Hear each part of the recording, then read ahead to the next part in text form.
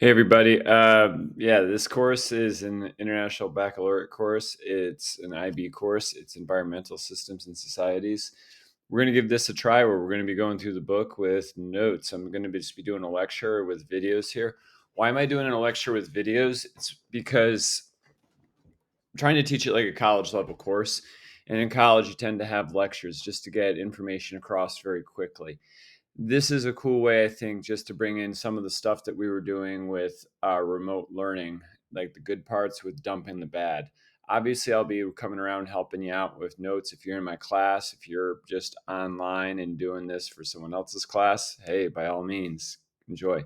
But the deal is that way with the video, if there's stuff you're like, yeah, I got this, I know it, cool. If there's stuff that I say and you need more time to process it, you get to rewind and all that good stuff. So I hope this helps you out. It's Environmental Systems and Societies. We're going to be starting off with chapter 1. I like going like numerical order 1, 2, 3, 4, 5, 6, 7, 8. I've got the book right here, ESS. So if we skip on down for ESS, Chapter 1, this is what we're going to be doing right here. With this video, we're going to be going over 1-1 right here. With the rest of the videos, we're going to be going all the way through until Chapter 8. So to get to 1-1, probably got to skip to right about here. Foundations of Environment and Systems and Societies, Significant Ideas, Application Skills, Knowledge and Understanding. I have my notes up here, which I'm going to be firing through. If you're in my class, I suggest taking these down on paper. Anything in red is going to be a talking point we're going to be doing in class for a formative assessment. So you probably want to get that stuff down.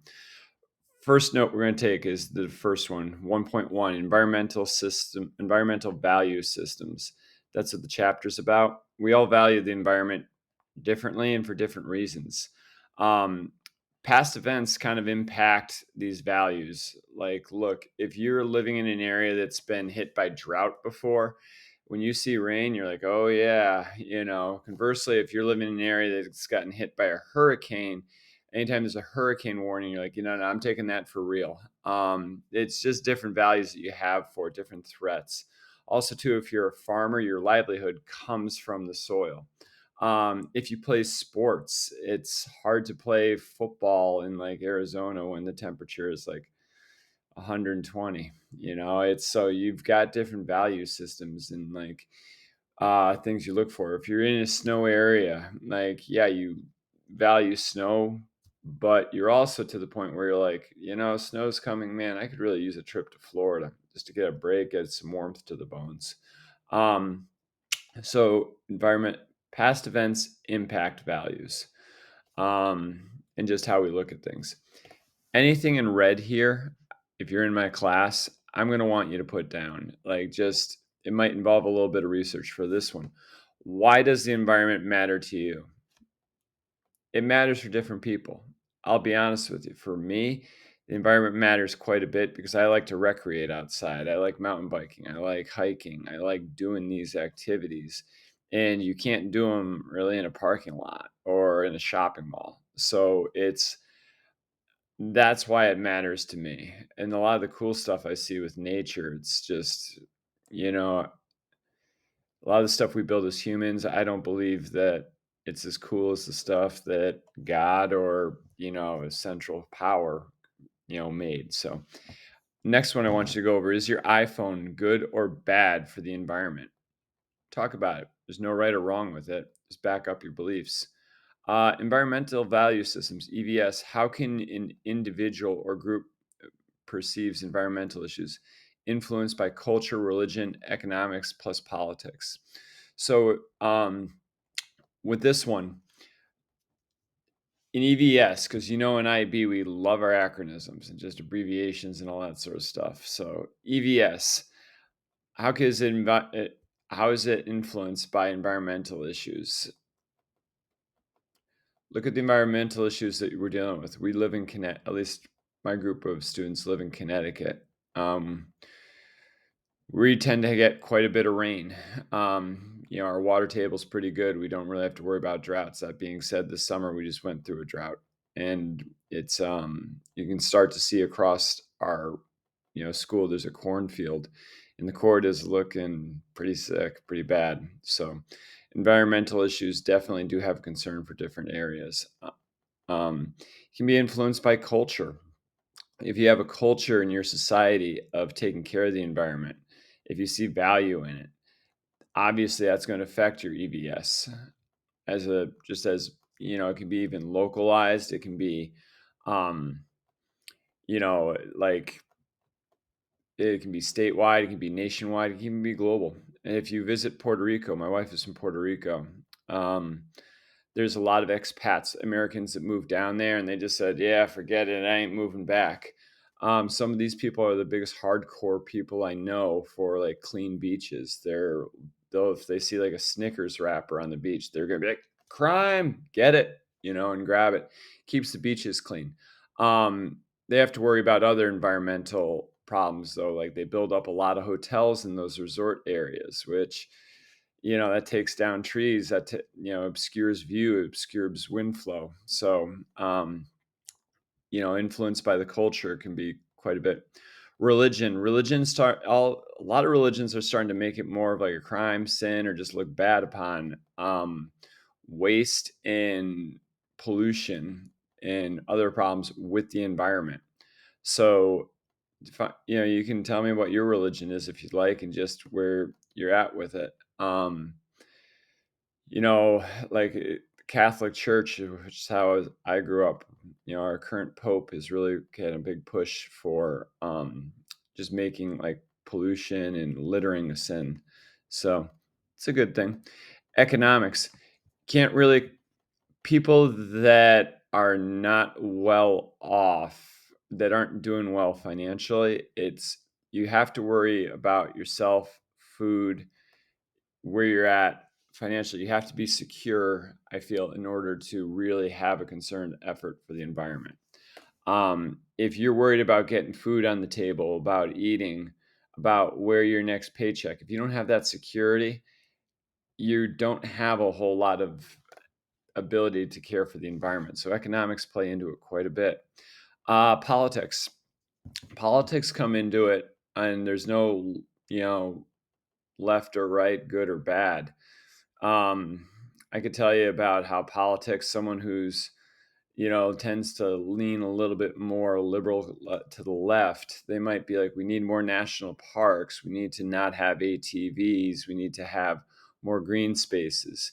Someone who leans to the right might be like, hey, look, we need, in areas that are economically declined, we might need more ATVs to like make trails to basically bring people out into nature, to expose them to it. So now they've got a reason to care about nature. They also might want more nature for hunting. So with hunting grounds. So everyone's got an interest in nature and a vested interest in EVS. Down here, you're going to want to take these down, these three viewpoints: ecocentric, anthropocentric, technocentric. These are different viewpoints on how we should address our environmental issues, or basically climate change, I guess. So ecocentric viewpoint puts ecology and nature as central to humanity. It tends to be less materialistic, bio rights and environment more important than anything else. I don't see a whole lot of these people around compared to where they were 20 or 30 years ago when I was growing up. I tend to think of this as like, not in a negative way, but like a hippie like kind of view. I could put people kind of peg hold them like with that, where it's like, you don't need the latest car, you don't need the latest clothing. It tends to be less materialistic and more about the environment is the most important thing. I'll also give this like another positive. It tends to think more along the lines that like you having time in the environment is more important than working hard and getting like the next pair of AirPods or something, Um, Anthropocentric viewpoint. I apologize about my pronunciation. This is real early and the coffee hasn't kicked in yet. So, Anthropocentric viewpoint argues that humans must sustainably manage the global system. This is thinking that, like, look, man, nature can't take care of itself. It needs a little help from us. Or basically, with us being on the world, it's tough to have nature take care of us without us kind of having some guidelines or rules. Taxes, environmental regulations, etc. It tends to be more regulated. I feel like that's more where we're at right now as a society in the United States. We look to we know that there's an issue, but we're like, look, we want control of it. So look, we're going to set up rules. We're going to set up parks. We're going to have taxes. We're going to like have the EPA out there regulating stuff. We got to get this thing right. That's the anthropocentric viewpoint. Um, if we don't build a dam, the flooding will erode the riverbanks. All right. Um, that's kind of just an example of it. So we setting up different things to basically control nature. Technocentric viewpoint. Technological development can provide solutions to environmental problems. I'm not worried about drought. We'll be able to dig new wells with technology. It's the idea that, like, look, man, I know there's climate change, but we're like freaking awesome as human beings. We're going to be able to fix everything out there. All right. Don't worry about it. We got this. Um, Solar power will end our need for oil and gasoline. I tend to think of this just if I'm thinking as a person, someone like Elon Musk. Like, and that I know the guy, like, there's the positives and negatives you can go with him, but I like his style in that he's really trying to be like like engineering mindset. Oh, there's a problem. Let's come up with solutions and go for it.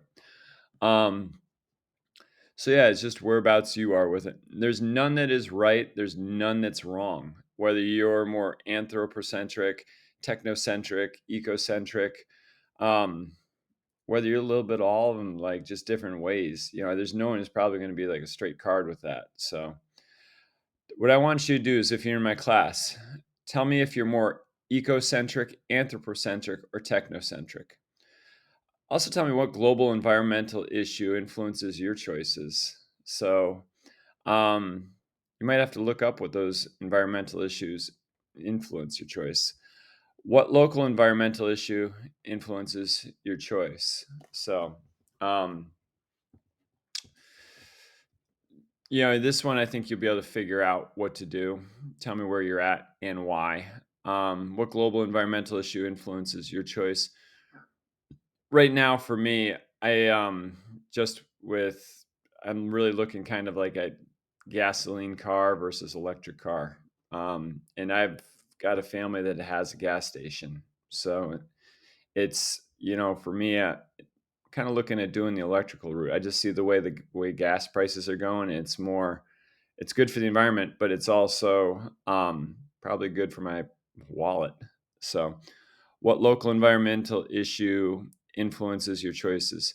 Every year we're getting less snow in Connecticut. Look at your snow days compared to your parents. And without snow, it's really hard to grow crops. The water table, reservoirs go down. So that's for me.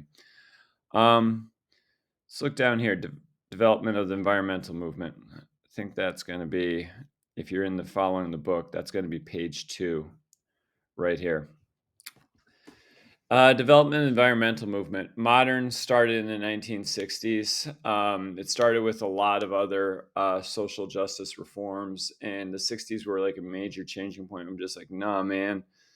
It's like, this thing ain't right. We got to instead of really progressing out, we have to change on the inside. So, groups and individuals used media for the first time and really kind of pushed just change in environmental awareness in the 60s. People or grassroots movement. It started local. It started with, like, just you see a factory upriver of you and being like, no, man, the that river, that's kind of polluted. That's really dirty. Off in Woodstock, Vermont, there is a river. It's the Ottaquechee. It goes right through this town. $1 million houses there, by the way, right on the river. But that river was so polluted, it actually caught on flame. Like, and this was way back, I think, before the 60s. But yeah, man, there's some nasty stuff there. So, two thoughts: save nature so we can continue to use it. Save nature because it's the right thing to do. All right. You can kind of figure out where you are with this. Um, Confession, I'm not going to lie. If I had one that, like, for me, I'm probably more in that camp. I love to say I'm saving it because it's the right thing to do, but literally, I like nature and I like what we got, so that's why I'm doing it. Who is in the environmental movement? Generally, it started out with peeps that don't care unless brought to their attention or directly affects. So, um, ways people, groups have power. They have power through the media, purchasing power, voting. Um, Back up to here for a second. Who's in the environment movement? People that are in the environmental movement just started looking at things and saying it's not right and they want change. They were men, they were women, they were Caucasian, they were Latino, they were African American, they were Native American, they were Asian American, they're like a lot of other countries around the world too. All right. Started using media for it, and just like showing the rights and the wrongs that we're having with society, not just with pictures, songs, purchasing power. You have a lot of power through what you buy. Um, I'm talking to you about electric vehicles a few minutes ago. That has a power to it. So if everyone in the United States was just like, I'm done, I'm only going to be buying electric vehicles, guess what? Car manufacturers would not continue making gasoline powered vehicles. So, um, just the way it is. Voting. When you go to vote, and I realize if you're taking this class, you're probably under 18 and you haven't voted yet, but start looking at your local politicians and don't listen to what they say, look at what they do. Just a life lesson. But two, also look at like what issues matter to you. The environment might not be the top issue for you. It might be more economics. It might be more social justice. For me, I teach ESS. The environment's pretty high up there, if not number one. All right. Non-governmental organizations, NGOs. I believe the book in like test loves NGOs, so just keep that in mind. Non-government organizations were one of the people that really started up the environmental movement. Multinational corporations, MNCs, plus transnational corporations. Like transnational corporations just go like here in the United States, we've got Canada above us and Mexico below us. So transnational would just be like a company that's in both of those. It could be a trucking company. Multinational corporations tend to go global. Think of Coca-Cola. All right. Look, you can get a Coca-Cola here in the United States. You can also get a Coca-Cola if you're in Argentina. You can get a Coca-Cola if you're in Israel. You can get a Coca-Cola if you're in South Africa. That's a multinational corporation. So once multinational corporations and transnational corporations started getting on board, the environmental movement started getting a lot bigger. We'll get into it later about like really going green versus greenwashing. It's like the difference is these companies could really kind of like market it and be like, look, see, we're doing the right thing. Give us your buying power, buy our stuff. Greenwashing tends to be more along the lines of kind of fake environmentalism. I'm just going to say, like, just making it look like you're going environmental as a company, but not really. All right. You just different governments have different needs, values for the environment. If you look at Costa Rica does not have an army that I know about. Okay. I've just heard this from people. But one of the things they do is they invest heavily into their national parks. They've got, I forgot what it is, the amount of like land space for that nation is national parks, but it's huge. Now, they do this, I imagine, because it's like the good green thing to do, but also, too, it's a tourism mecca, man. And like they literally, like tons of Americans go down there to surf, to just see nature. Um, and there's a lot of revenue that comes from that. So different governments do different things for that. Um, Right now, our government is looking to get involved in Arizona. I believe it's Lake Mead. I have to check what states that is, but it's a reservoir for drinking water, meaning all the water there should go to houses and other things for people to drink. And it is low. So the government is looking to get involved and just seeing what they can do. But without the snowfall, like in Colorado, there tends to be a drought. Lake Mead is, outputting more water than it's got coming in. So there's this idea of kind of shipping water from the Mississippi River on over to it. So I don't know if that'll work. I tend to think not. But hey, look, you got to explore different options. Intergovernmental bodies, United Nations, big time influencer. The thing about climate change is climate change just don't affect you and your seat right now. It doesn't affect your town. It doesn't affect your state. It doesn't affect your country.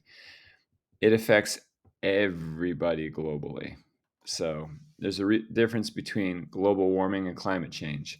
Global warming is just part of climate change. Climate change, you're going to see a lot more um, extreme weather, basically. And that has a big time effect. You kind of want weather to be, yeah, there's ups and downs, but you don't want it to go like,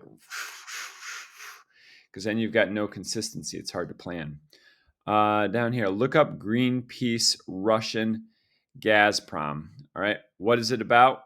Who is right and who is wrong with it? So, yeah, if you're in my class, that's going to take you some time. Timeline of environmental movement. Neolithic agriculture revolution. Give me a second. All right. So we're talking about the Neolithic timeline environmental movement. Neolithic agriculture revolution. People stopped being hunter gatherers and started farming. So yeah, you got like caveman out there. Like if I had hair, let's see if I can put hair on me.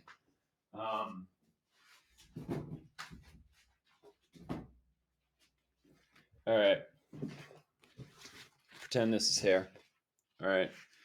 It's gonna make me look like a leprechaun. I'm out there. I'm as a caveman. I'm just looking with my bow and arrow. All right. Oh, there's a wildebeest. Pow. All right. I got myself wildebeest. We didn't really farm. We just kind of like looked around, like, oh my god, that's a carrot. Oh wait, a bunny's eating it. I wonder if I can eat it. Oh yeah, I ate it. I didn't die. Oh cool. Wow. I'm no longer hungry. All right. That's hunting gathering. All right. Let me take this thing off.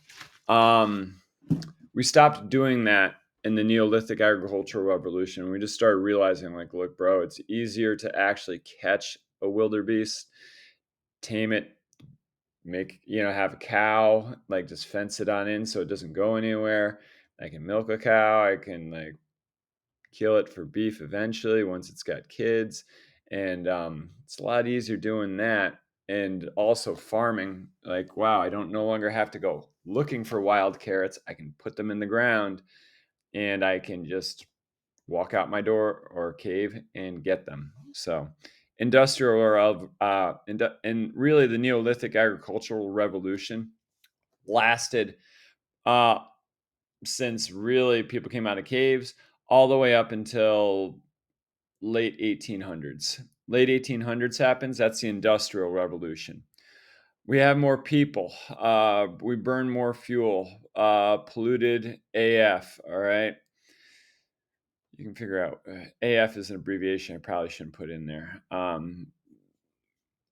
It's basically with the Industrial Revolution, we had a lot of pollution going on. The Industrial Revolution, what happened is, and it's still having an effect today with voting, but we took people away from the farms. Why? Because when we took people away from the farms, we put them in a factory. Now, in a factory, we burned coal to process and make machines. In another factory, these machines made farm implements and tractors, stuff where you needed less people to work the farm, and you still get a ton more food. So it's this circle going around like this. People leave the farm, go to the factory. Factory makes tools. These tools in another factory allow that factory to make machinery. That machinery makes farming a lot easier so that you need less farmers. And so you can start having more and more people working in factories. And which is good because, like, hey, this is an improvement, better lifestyle for people. And the reason why people started going to factories too is because they paid more than working on the farm. You got like all these cool things. Could you imagine right now, instead of like being in class, if they were like, look, you can leave class right now, you can go work, at some place, and you can get yourself a new pair of shoes or Jordans like every week. Be right out the door. All right. Probably the reason why you do that is because, like, you realize if you stay in class, get an education, you're gonna be making a lot more money down the road than one pair of shoes per week. But anyway, so Industrial Revolution really helped out with, like, taking people away from the farms, giving them better lifestyle. The problem is those factories produce a lot more air pollution. They dump a lot of pollution into the rivers. And this is stuff we didn't know about in the late 1800s, really until like the 1960s, or cared about, I should say. Um, Also, too, by doing these big farms, the way you're using less manpower, or woman power, person power, I should say, is by like having these machines, and a lot of them run off of gasoline, coal, oil, which are all fossil fuels, which contribute to global warming. All right. So here's where it relates to how it still affects today. The last few elections, we've had Donald Trump against Hillary Clinton, Donald Trump against Joe Biden. Start looking where you're going to start seeing, and this is the United States. I mean, if you're foreign and you don't want to pay attention to this, cool. All right. But start looking at where you start seeing like Trump signs versus a Democratic candidate. All right. You're going to start seeing a lot of, even like when you start looking at elections and votes, it's not really so much red state, blue state. It tends to be more um, rural versus urban. In a lot of your urban, suburban, well, in a lot of your urban settings, it tends to go blue for the Democrat. All right. And a lot of rural areas tend to go red for Donald Trump, Republican. Think of it this way: with the Industrial Revolution, a lot of your rural areas have just been losing people for over 100 years to the urban areas. And as a result, you know, there's this disconnect. Like, people in the urban areas don't understand the plight of the rural people. The people that are rural don't understand the plight of the or problems of people that are in urban areas. So that's where you get this major shift with just the politics and kind of where we're at with society. Look at the county maps. Seriously, it's crazy. Like, yeah, Vermont, which you think would be like a blue state, goes for the Democrat every time. They've got one section that's up in the northeast corner that went Republican. They went for Trump. All right, you've got other states where, like, I'll pick on Texas, I believe. No, I'll pick on Georgia. Georgia, when we looked at runs historically Republican red, but you look in the rural areas, it went Republican, Donald Trump, and in the urban areas, it went more like Joe Biden in the last election. So in the college towns and just urban areas. So just putting it out there. I'm not saying it's right or wrong, just identifying it. All right, Green Revolution. Even more peeps. All right, we're still putting out more people out there. Yeah, you know. Um, New technology, oil, big corporate farming. Result equals more food. So we started just having, instead of these like little farms all over the place producing like, okay, a nice amount of food, we just went whoop, and we put them all into one big farm. And that one big farm produces a lot more food. Because we produce a lot more food, we can have a lot more people. Because we have a lot more people, we have a lot more people working like off the farm, and we have new technology. Oil is the backbone of this, because oil is what allows this um, new technology to really increase with transportation. And we use a lot of oil with big corporate farming. Um, the modern environmental movement impacts more global society. This is more, we start looking at things like, where is your clothing made? It's probably made overseas, probably in China. All right. Um, like that didn't just fly over, by just snapping your fingers. That took an airplane, that took a ship, which takes oil. It has more of a global economy. We start focusing on endangered species and deforestation. We started realizing that if in the Amazon, deforestation, when you cut down those trees, it has an impact globally. The trees in the Amazon, they don't go dormant like ours during the winter in Connecticut. Like, look, we have winters. You'll see the leaves fall off the trees. The trees basically say, "Yeah, I'll be back in the spring." All right, um, and they hibernate, for lack of a better term. I know there's a better term for it, but that's what it is. In the Amazon, there's no winter really, so trees are consistently doing their thing year round. Um, Science took an eye towards environmentalism. This is where science started getting on board. Scientists are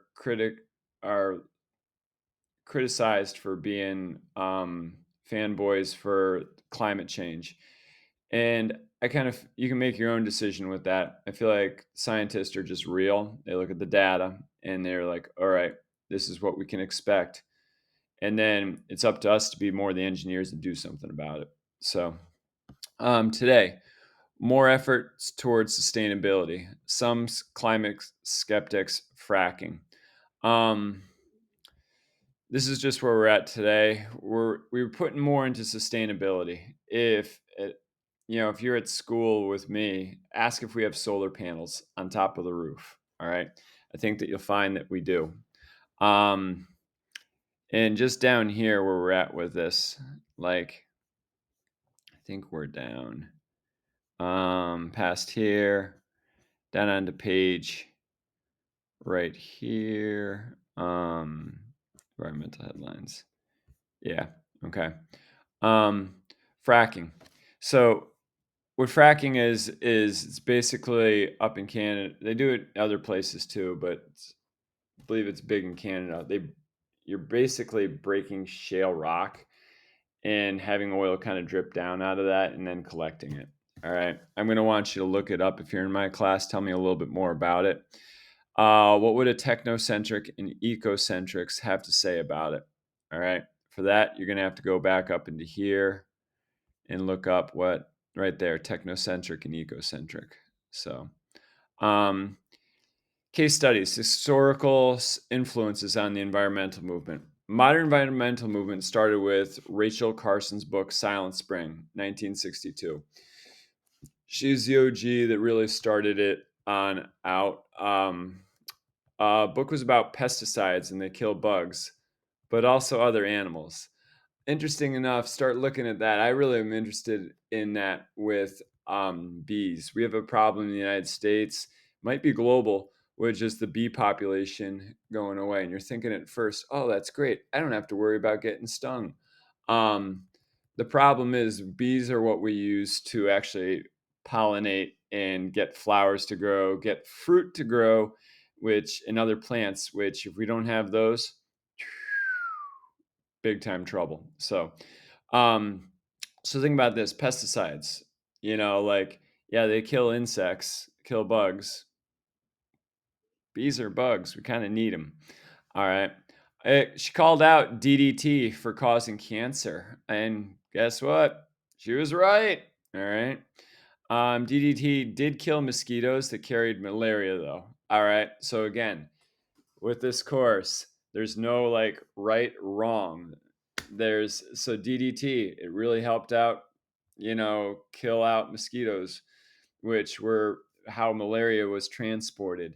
um we kind of like look down at it, not look down in the United States because we didn't have like as big of an issue, but like in other countries where malaria is killing like a lot of people, when you're not as developed a nation, DDT, it helped you out quite a bit.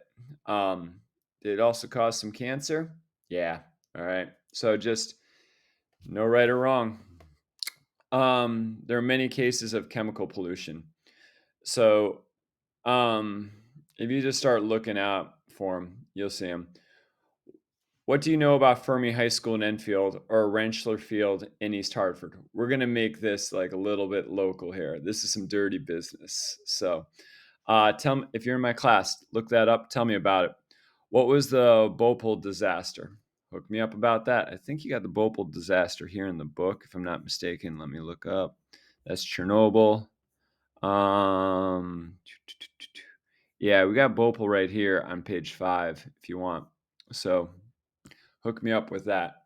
Also, if you are in my class, we got a bunch of these which you're going to be looking up too. Sorry. All right. Let me see if I can scoot that up a hair so you can give that a read. All right. What caused the Chernobyl nuclear disaster? All right. Give me some notes on that. Um, what caused the Fukushima Daiichi, and I am not going to pronounce it right, I apologize, nuclear disaster? That one's a little bit more modern. That one's right here if you're looking on page 6. Um, where, what caused 3 Mile Island nuclear disaster? Where was it? Just so you think that we're not totally clean here in the United States with nuclear disasters. Who should have nuclear power and who shouldn't? What factors go into it? So, how do you decide who gets nukes and who doesn't? A conservative friend of mine told me that after the Fukushima nuclear disaster, Russia sponsored the environmental protester groups in Germany because they wanted Germany to give up on nuclear power and buy cheap natural gas from Russia. What do you think? Credible? Plausible? No freaking way. So that's this one right here. Look, this is why this matters. Put you back like in, I don't know when it was, 1990. Germany's got nuclear power plants. You're Russia. You got natural gas, which is cheap. If you can this is what my friend was telling me, who tends to be a conservative. If you can actually um, throw some money towards the hippies in Germany to be like, hey, shut down your nuke plants because you can buy, because nuclear power could, destroy the world, and instead buy our cheap natural gas. Obviously, that's, Germany gets the benefit of not having nuclear power plants, which, if things go wrong, could go really wrong. But they're dependent on natural gas from Russia, so they're buying, gas from Russia. Russia makes money.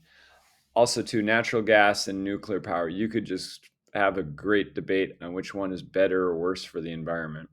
Um, But if you fast forward that, unfortunately, to 2021, 2022, where there's a war in Ukraine, all of Europe is pretty much united against Russia, but is still dependent on Russian natural gas because they shut down their nuclear power plants. So sometimes you look at environmental issues and sustainability, but there's a lot that goes into it. So, do you believe in giving up on nuclear power? Oh, wait. How has the topic of nuclear power impacted the Russian-Ukrainian war? Sorry, tell me about that one. Do you believe giving up on nuclear power was based off of emotion or reason? Ask your TOK teacher and have them tell you their thoughts and email me that you asked. All right. Um, yeah, that'd be pretty cool. Anyone who does this for me, bonus points. Ain't gonna lie. Um, Probably want to pause the video there because you got a lot to look up. But once you get back, we're gonna look at the spectrum of environmental value system. All right. Let's look down here for this. That's going to be on page 10 of your book. So, spectrum of environmental value system. Different societies, different environmental philosophies. So, back to technocentric, ecocentric, and basically societies can look that way too. So, influences that go into societies, same as we talked about: cultural, religious, economic, socio-political context. So, I'll just pick on here in the United States. Here in the United States, we got a culture of just like, we're kind of arrogant. We always want to be the best. We want to be the most powerful. I feel like, maybe I'm wrong. Maybe I have a different viewpoint, but hey, it's just what I see. And so for the environment, we kind of take pride that we're like, yeah, we're the ones to start, lead the way, I guess. I don't really know. But I tend to think we value it for different reasons. Religion, we're originally a country that was predominantly Protestant, but we've got religious freedom here and different backgrounds for people coming on in. We're pretty diverse. Economic, we start looking at deforestation. We started realizing that clear cutting trees down is not like great for long-term profits, although it's great for short-term profits. Debatable. But we started, instead of doing clear cut, we started doing choice cutting. Instead of cutting down all the trees, which is clear cut, and then just sending them off to the lumber mill or to make paper, we started just being like, wow, if we take just two in the forest, that way more trees can grow up, and we can then go back there in 20 years and cut down a different two, and then 20 years a different two. And so you're constantly still having your forest, but you're just taking select trees. Socio-political context. When things are good, people tend to like really get behind environmental movements. When things start getting bad, like economy-wise, people don't as much. Old school thought: the world's resources are unlimited. Originally, if you with finding the new world, I guess, if you have Columbus coming on over, also your conquistadors in, you start looking at this wild like country, and it had to be, the thought process was, no, no, no, no. You didn't worry about saving the country. You worried about the country kind of killing you. I mean, if you're dropped off in Venezuela in the Amazon, we talked about malaria. There's 1,000 different ways to die. If you were on one of those ships coming over with Columbus or one of the conquistadors or even the settlers, and the further you went inland, the more the theory was just like, look, the basically the resources are unlimited. Use whatever the land can give you, because the land will try to kill you. Recently showed world's resources do have limits. So we only have so much stuff on the world that we can use, whether you're talking about trees, oil, energy. We have to use it appropriately. We have to use it as efficiently as we can, and basically as intelligently as we can, get the most out of it. But hey, look, we're humans. I think we can do it. All right. This is what I want if you are here in my class with me. All right. I want you to write down these statements and say if you agree, don't know, or disagree. Humans are part of nature. Agree, disagree, or don't know. Humans are to blame for all the world's environmental problems. Agree, disagree, don't know. We depend on the environment for our resources. Nomadic and indigenous people live in balance with their environment. Traditional farming methods do not damage the environment. Nature will make good any damage that humans do to the earth. Humans have every right to use all resources on the planet Earth. Technology will solve our energy crisis. We have passed the tipping point on climate change, and the Earth is warming up, and we cannot stop it. Animals and plants have as much right to live on Earth as humans. Looking at a beautiful view is not as important as economic progress.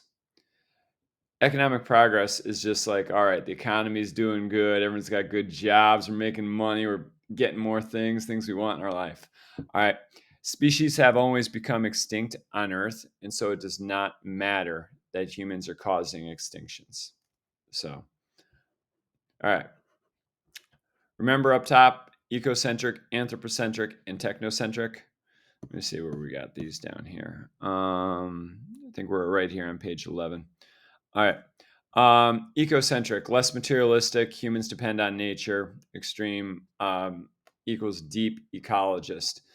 The deep ecologists are the ones on like over this way. All right. I'm not saying they're right or wrong. Um, they just believe like nature is everything. Anthropo- Anthropocentric, that word is going to do me in. Humans need to manage Earth sustainably. Nature exists for us. Boy, all right, let's had fun with that one.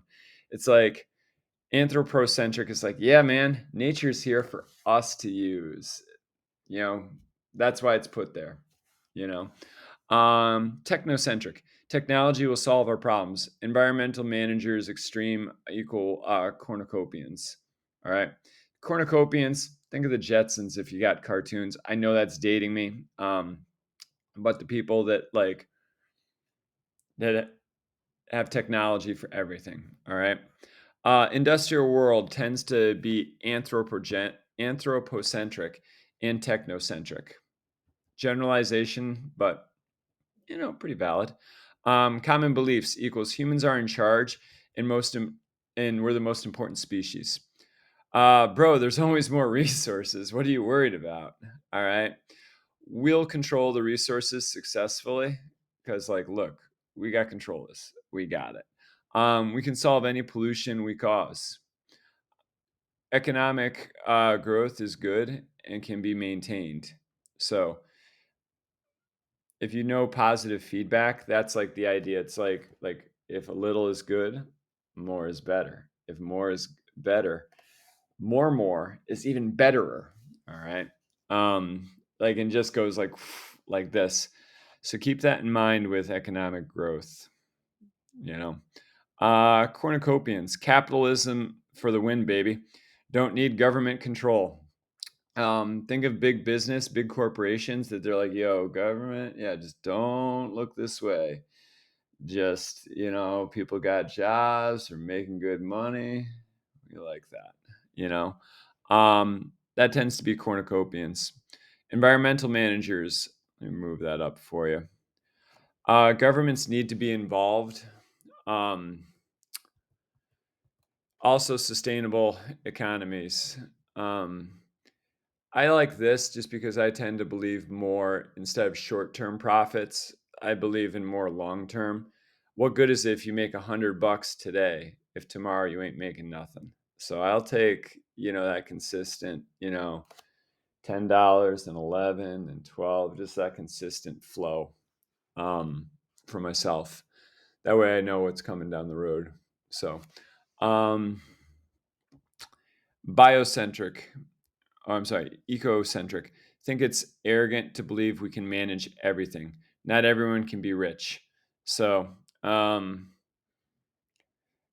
that might be a little bit real. That's kind of where we're at, I believe, just as globally and also as a nation here in the United States. Look at the income gap.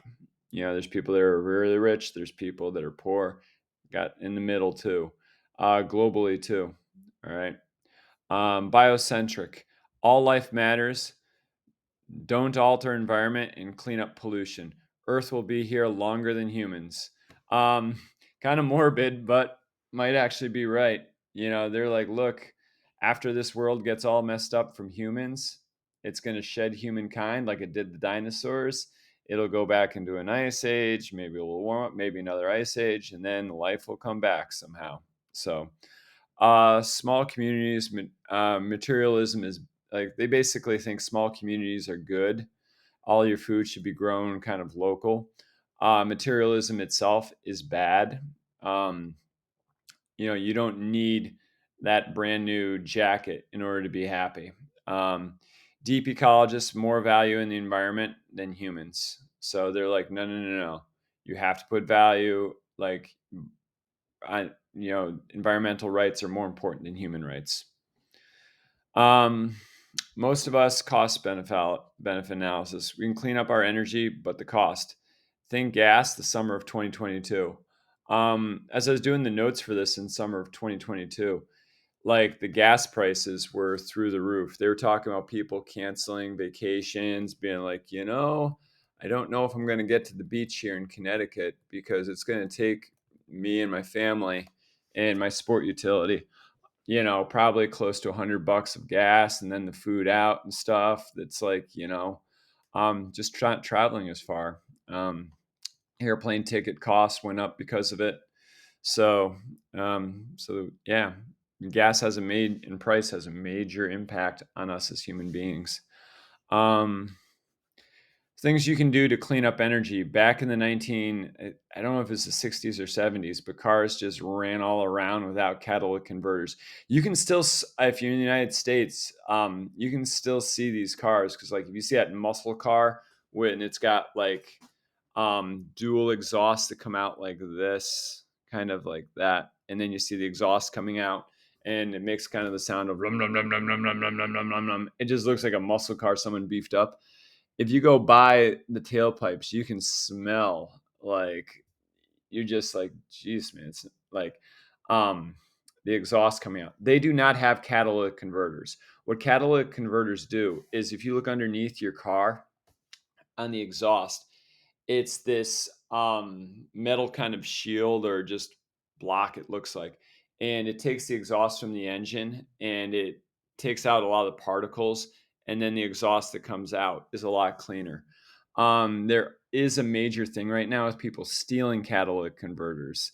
So, if you go to a mall and like you might come out, this happened to a buddy of mine in Springfield, Massachusetts. He came out, his car was on cinder blocks, still had his rims on his car, but he was like, wow, they put my car up in cinder blocks, but they didn't actually, um, like take anything. So he got it off cinder blocks and then he started up the car and he realized the catalytic converter wasn't there. So it just makes a loud noise. Yeah. Um, yeah, sorry for getting off on that tangent there, but that's for just, we can clean up energy like your coal factories. There's a way of making them like super clean. It's just then the cost of that energy will be expensive. And people tend to be like, I don't want to pay for expensive energy, expensive gas. All right. Various environmental worldviews. Um, Communism and capitalism in Germany. So Germany was split during the Cold War. You had one side was um, controlled really through communism, Russia. The other side was more controlled by like NATO. It tended to be more democratic. All right. I know it's an oversimplification, but it's just the way we're going with it. Communism, capitalism in Germany. Like one country split down the middle. One was communist, one was capitalist. Both of them pollute. All right. Communism favored the farmers more. Communism is like, no, slow and steady, be on your farm, just, get the crops in. We're all sharing the dividends. Capitalism was like, yeah, we want newer technology, man, to reduce pollution. So both had their positives and negatives. Obviously, smaller farming is better for the environment than large farming, but there is new technology that does reduce environmental pollution. North American, very generalized stereotype. I'm sorry, not North American, Native American. Communal property. So communal property was like, no, you don't own the land. In fact, we don't even have like individual homes really. We tend to have more of like a long house and families just live inside of there. By the way, the Vikings were like this too, from what I believe. Um, Tend to have a democratic society. They did everything by voting. Low population density. So, like, literally, it's you with your tribe, your village, but you had to travel a ways before you met anybody else. Um, Animals and plants have spirituality. So, you tended to take care of an animal and a plant when you would harvest an animal, which means you hunted it, killed it for its meat, hide, antlers. They used everything. Um, and you would then, like, you basically kind of prayed, I believe, for that animal and its soul and its spirit because all animals and plants did have spirits that you were harvesting or reaping. Christianity and Islam. Hey, Islam's got the most followers. So Christianity and Islam, it's basically the idea that, like, you know, and I'm not over religious, so I'm going to make mistakes here, but with generalizations. But it tends to be more the idea that you are the master, like, race, and the earth is a gift for you to basically master. There's the book of Genesis: replenish the earth and subdue it and have dominion over it. Genesis 1:28. The Quran: humans are given the earth as a gift. Animals are equal to humans. I like that because it shows a little bit of respect to animals. And um, the little bit that I do know about Islam, and just like with fresh meat and how it is, you have like a local butcher. There's a lot of in that religion that really does help out for environmental causes. So if you're following along with us, I believe we're on page 15 and 16. Um, Third pillar of Islam is charity. So giving back to the environment is huge. Ecofeminism. It's male-dominated agriculture. Nature must be conquered instead of nurture. So uh, kind of a general, like, generalization, but it's the person that's just like, um, and like, nature has to be conquered versus like, all right, think of parenting. Like, no, man, your parents, they invest into you, they nurture you. Why? Because they have a vested interest in you succeeding, growing up, and doing well in life. If you don't, their life is negatively impacted. So something off that. Buddhism. All sentient, birth, old age, suffering, death. All living things are codependent. um Like, so basically, we all depend on each other, and just being one with nature and one with everything around you. All right. Look at page 16. What shade of green are you and why? So if I'm going down to page 16, I believe it's right here. Shades of green. Where are we now? Give this a read for me. Tell me what shade of green you are. All right. Congratulations. I know this was long. It's just 1.1. We've got all the way, I think, like in this chapter, 5 sections. We got more to come. So, peeps, peace out.